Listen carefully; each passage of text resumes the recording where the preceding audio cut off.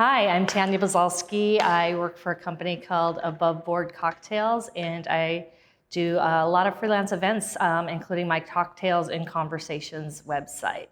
All right, I'm going to start with the first question. If your dream event could be poured into a glass, what would it taste like, and what feeling would linger after? Well, I'm a bubbly girl, so my dream event would be a very classy, high-end yacht event, something on a boat with lots of bubbles, since I love bubbles. So it would include a hot tub, a dance floor, and bubbles.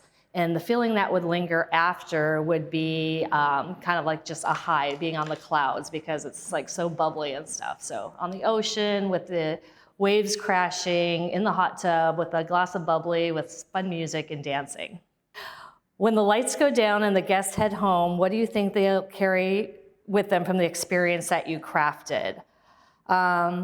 Exactly that, the experience. I want them to have the most memorable experience and have something to go talk about.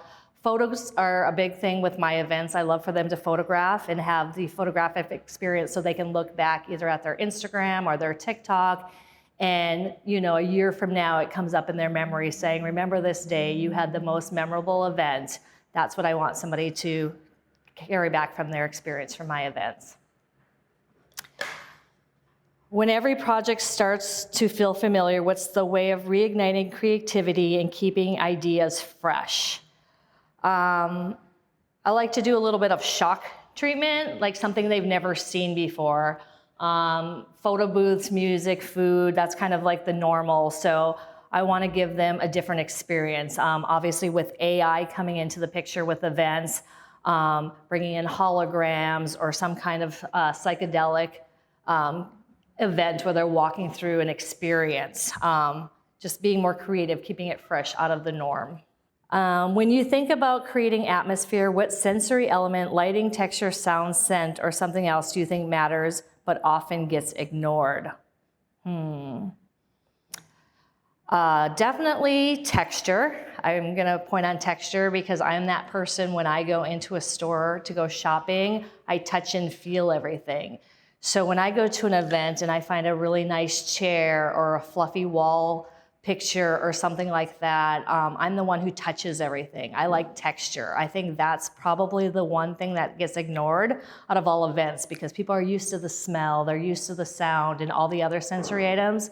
So I think if you can use art in your events and use texture, I think that is the one that gets ignored the most, but the one I actually use the most. In your professional journey, we're turned into a signature cocktail, what would you name it and what would it taste like? I would call it adventure, just because I'm full of adventure and I like to travel and do new things. So my cocktail would be very beautiful and flowy, almost looking maybe like a cruise ship or something, like I'm on an adventure. So that's what would it taste like?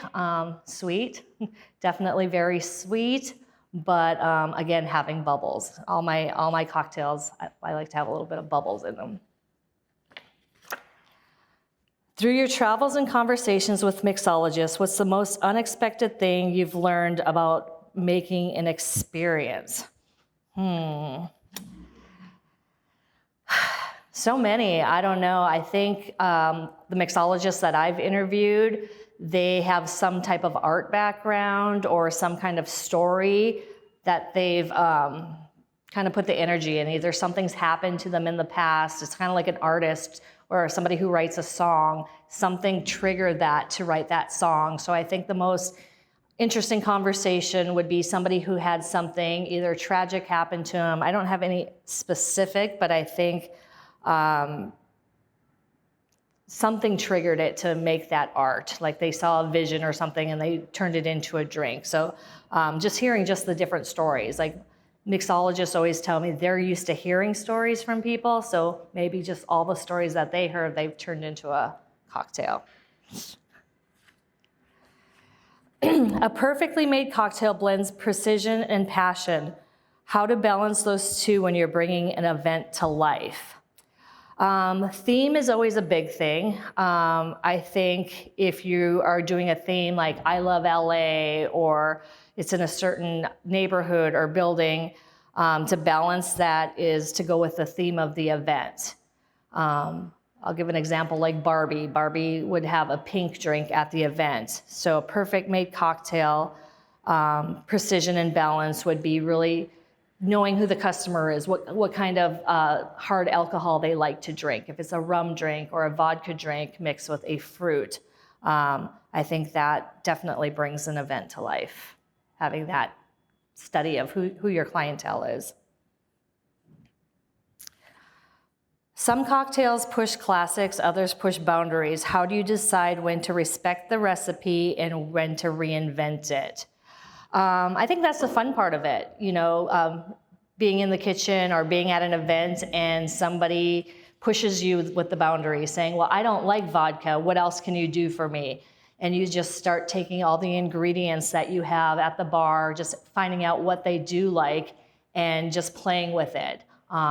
Is kind of the biggest thing, saying, okay, I have a dash of bitters, I have a little bit of liqueur here, and I think that's the fun part of it, when somebody is challenging you and letting you know they don't like the signature cocktail that you have and asks you to create something else. So that's how people push the boundaries with me, by challenging me to whip up something with what the ingredients that I have, and that's kind of fun to do. Every project has its own rhythm. What emotional cues define your creative process? Music. When I'm creating cocktails and I'm at an event, I kind of bounce to the music a little bit. It kind of helps me flow and pour drinks, mix drinks and stuff. I think that's the rhythm. Also, how it looks in the glass. I think, whatever glass you're pouring it into, if it has like certain color or texture, that makes it look beautiful as well. And also the garnish on top, whatever you're putting on top adds a little bit of garnish. Across everything you create, events, cocktails, or product activations, what's the first emotion you want people to feel? I want them to feel love and passion, like as much as I do. Like I want them to walk up and see a drink or see the event and walk in and feel like, wow, this is really cool. I don't want to leave here. I feel comfortable in this environment. I'm comfortable in the furniture. I'm comfortable with the people that are here. There's enough space to walk around. I just want them to feel at home, I guess, like love and support. And these are all my friends here. I'm at a party, but it's comfortable. So I think that's the biggest thing I want them to feel, is just comfort, is the word I'm going to use instead. When you're curating an experience, what is the main ingredients that turn something good into something extraordinary? I think it's that moment when, I don't know, somewhere in the event or the party where everyone's clicking. It's like an hour in, everyone's had a few drinks and everyone's vibing and you're introducing people to everybody. And they're all sharing the experience with the drink. Everyone has the same drink in their hand and they're, sending people up to the bar. Oh my gosh, have you tried this drink? It's amazing. It just kind of like makes you feel good. I heard this drink is the best drink. I was told by my friends, and it's just, like the word gets out and everyone has that drink in their hands. So I think that's what turns it extraordinary. It's just like boom, boom, boom. It's a domino effect. Everyone wants what you're serving. You've collaborated with a lot of incredible mixologists and creators around the world. From the wisdom that shapes what wisdom from them still shapes your approach work daily? Their story. I love hearing people's stories, how they got to where they're at, why they're doing what they're doing. I learn something from somebody every day. I love to hear how they got to where they are. Like, why are you at a Club Med? Why are you at this beautiful resort? Like, what got you here and why? So I think the wisdom is I get something out of everything. Somebody shares a little piece of their story and their life with me, and I love that, and I learn something every single time from somebody of their experiences, and it touches me a little bit more. You've worked across hospitality, wellness, and events. How do you get people to feel connected and not just entertained? Again, giving them an experience that they've never had before, trying something new, especially in the wellness area. Sometimes people are like weary of trying things, like if they're trying a cold plunge for the first time, or they're, I don't know, going on a excursion that's a little bit dangerous or whatever. I like to feel like they're, connecting with other people, connecting with me if I'm taking them out as their leader, or connecting with somebody else, and then they have this amazing experience saying, I would never have done this, but I'm glad I did. So just connecting with other people, I think, is the biggest thing. Because some people come into these things alone and they're trying something for the first time, and then they make friendships out of it. Is there a country or city whose cocktail culture completely changed the way you see mixology? I would say when I was in Porto, in Portugal, obviously they're known for their wine, but when I was in Lisbon, there was a really cool club downtown called the Silk Club. And I just remember my favorite cocktail is an old fashioned. So I remember the old fashioned that I had at the Silk Club in Portugal was different and delicious, and the way it was made, I don't know, something about it, but I just thought, wow, this is the coolest drink I've ever had at this club. And of course I photographed it and wrote up about it and stuff, but something about Portugal, I've been there a few times and they make some really good drinks there. What's the one thing people usually underestimate when it comes to planning an event? How long it takes. People see the end result, they come to an event and it's all beautiful and it's all completely done, and they have no idea that it was 6 to 8 months in the planning.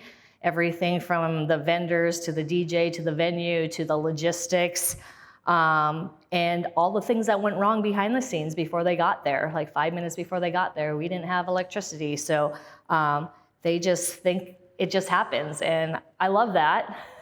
That they make my life seem so easy and that everything's just fun and a party, but they have no idea the 6 months that happened before that. What's one small gesture, either from a bartender or an event host, that instantly makes guests feel seen and valued? Smiling. I think the first thing, even if someone's just too busy dealing with something else, if they just look up and acknowledge you and smile and be like, hi, I see you. It's really frustrating when you go somewhere and someone doesn't even look up and they don't even know you're there. But the moment you walk in and they smile and just acknowledge, hey, I see you, I'll be right back, I think that's the one that makes people feel most gestured, along with eye contact. What's one thing that art and mixology has taught you the event pros should know too? I think the biggest thing is nobody else knows something's going wrong. If you're mixing a drink or anything in event life and you say like, oops, I don't have that, or you look like you're struggling, my biggest thing is like never let them see you sweat. Like the person on the other side has no idea you don't have the ingredient, or has no idea you messed up on the drink or anything like that. So I think even the pros should know that as you're mixing a drink or things change or you have to compromise or improvise and grab something else, don't let the other person on the other side even know. I think the pros just need to like smooth on and stuff, because once you say like, oh shoot, or oops, or I don't have that, or show them in any way that something's wrong with the drink, they're gonna like question you on it. So I think being a pro is like just moving on and figuring it out, and everything works out great. Every great drink tells a story. How do you make sure every event you design leaves people with one to share? Definitely photograph. I'm really, like I said, as you can tell, big on photographing everything, capturing that moment. Every event leaves people with one to share. I think if everyone is like cheersing, like to me that's a big thing, like either at the beginning of the night or the end of the night, or you're celebrating and everybody's holding up their drink and they're just I feel like that holds a story. Like when somebody looks at that photo later, they're gonna be like, oh my gosh, what's that beautiful drink you were holding? Or where were you? That's so cool.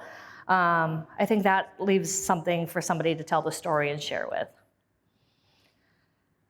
How to turn an idea, a theme, a mood, a story into an experience. Again, I'm just going to go back to the story. It's all storytelling. When you walk in, there's a beginning, a middle, and an end. So with a theme, you know, if you're doing a welcome cocktail right when you get in, if you have a photo booth, if you have the music playing, if you have the certain food that matches the event, like the whole thing should just make sense. I'll give you an example. If you're doing like an 80s or 90s party, you know, you're walking in, you have the 80s themed, you know, Atari, you have the Rubik's Cube, you have the MTV playing in the background, you have the signature drink from the 80s. I think that really sets the theme and the mood. It brings people back, it's nostalgic, and it makes them feel like I'm really here, I'm in an 80s themed. So I think that makes the experience of actually like making somebody feel like they're in a different place rather than just walking into a regular venue. You've transitioned it and it becomes an experience.